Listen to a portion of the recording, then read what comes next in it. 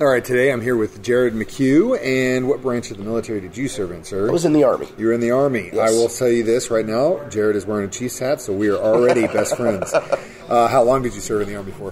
From 2000 to 2008. Cool. What year did you graduate high school? 96. 96, so you're a few years older than I am. Yeah. So did you do college after high school, No. or were you just No, party hardy and then... A little bit. I had actually joined the Marines in between my junior and senior year of high school, and on the delayed entry program, and then didn't graduate on time. I was a half credit shy. I had to go to summer school for an elective. And, Dude, that's a bummer. That's a bummer. And they kicked me out before I even went to boot camp because I didn't get my diploma. And then as soon as I got my diploma, they started calling me, trying to get me to come back because I had scored so high on my test. And by then I was just like, nah, I don't think I'm going to. And then about 4 years later, I decided to join the Army Reserves and did 8 years. I joined about 9 months before 9/11. Yeah. Great timing. Oh, Great timing. So I'm assuming you did get deployed. Yeah, I went to Iraq in February of 2004.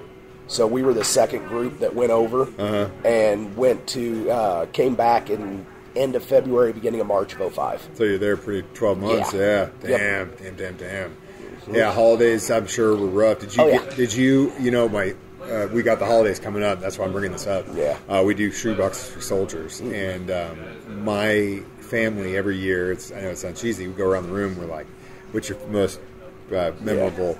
And when he has been deployed more times than I can count, but he said that the one of the hardest Christmases he had when he was in the Middle East, and he got one of those care packages, and it just had one of those canned chickens inside of it. And he said he just broke down because he was just like, oh my God, you don't even know what this is. And this is the guy who could literally see something and buy whatever he wants. Yeah. Can you imagine how awful that canned chicken tasted?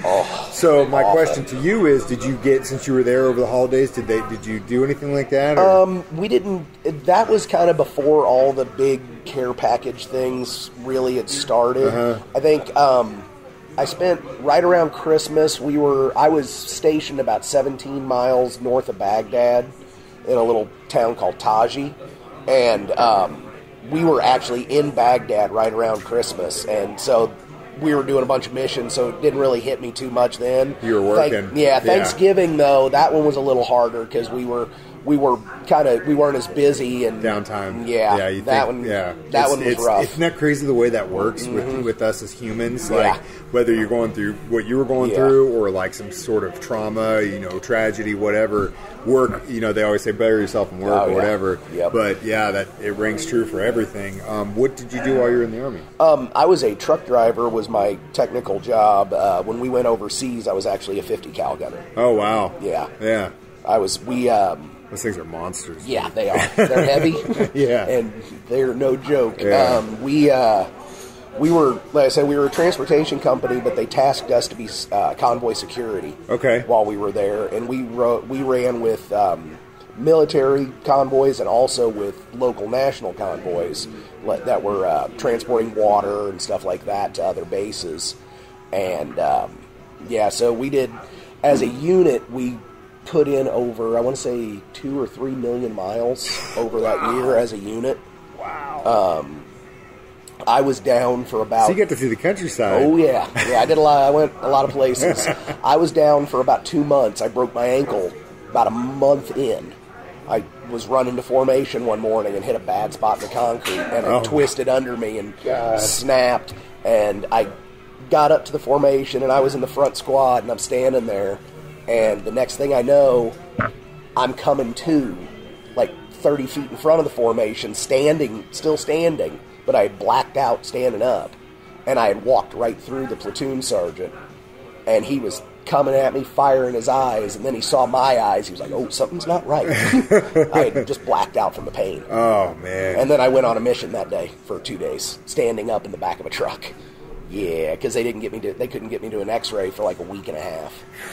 Yeah, it was. I went to the doctor on our post, and he was like, well, we can't get it x-rayed until you can get to this other base, because ours is broke. And I was like, all right, well, what am I supposed to do? He's like, well, I'll wrap it up with an ace bandage and a splint. I was like, can I get some crutches? He's like, no. Well, what am I supposed to do? Don't walk. Military medical. Yeah. And wow. so I was down from about second or third week of March till right after Memorial Day. Actually, was my first mission back on the road. Wow, man. So you get to see probably more because a lot of times the people just go there, they get one spot, they do their thing, and then they come back, or they might move to one other spot. But you doing what you did, you got to see a lot of that country. We went to Ramadi quite a bit, which was past Fallujah. I was actually right outside of Fallujah the night that the Second Battle of Fallujah started. Oh wow! We had delivered water to the Marine base right outside of Fallujah, and they were starting the attack that night, and it was crazy because it was pouring down rain, thunder, and lightning all over the place, and then their big guns just going blasting. And we ended up having to spend the night on post that night in our trucks, just sleeping in the back of our trucks on cots, which awesome. Yeah. And but I'm sure you all slept great that night. Oh yeah. Actually, in the back, I slept. Probably the best I've ever slept in my life was in the back of those trucks sometimes, because we'd get onto we'd get onto a base. And the gunners, we'd throw our flak vests off, throw our Kevlars off, clear our weapons, and just lay down in the back on the sandbags and pass out. Once we got on base, get up and do it. And then as soon as then whenever it was time to leave base, one of the driver or the passenger would hop out, smack the top of the truck, go, "We're leaving. Get up, get it all back on, and get going." Golly, yeah, it was fun at times. It sucked, but it was fun. You glad you did it, though. Oh, yeah. I'm one of the guys that I was over there with was in my wedding, and I met him through the Army, and I'm still in contact with a couple of them on a regular basis, and then I talk to a few other ones on Facebook and stuff every now and then, because as a reserve unit, we were based out of Jeff City, and they brought in people from Kansas, Iowa, and Nebraska, I think, all got brought into our unit. So you guys are relatively close to each other. Yeah. Yeah, cool. Well, that's awesome. That's cool. That's cool. It's not, like one of those stories you didn't talk to each other in 20 years. That's really cool you brought that back. My stepfather, same. He's got relationships from guys he's had went overseas with. I ended up being roommates with a couple of them after we got home. Yeah. Nice. Did you get deployed again after just the one? No. The unit did after I got out. I in the reserves, you do at the time you did 6 years on active reserve and then 2 years inactive reserve, or you could continue to do your drill. And I transferred to a different unit, and I was going to reclass to a combat medic.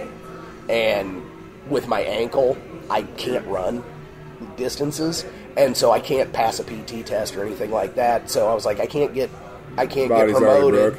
It's like there's no way to get promoted, so I was like, I'm done. Yeah, you don't want to move laterally. Like not too far after I had transferred anyway, my old unit got called back up and sent over, and they went to Kuwait that time and did mostly just stuff in Kuwait then. Wow. Which Kuwait was nothing. Yeah, we didn't hardly even wear our Kevlars or our flak vests compared to go there, wherever else you had gone. Mm-hmm. Yeah, wow. Well, Jared, thank you so much for your service, and thank you so much for coming to lunch with me today, man. I appreciate it.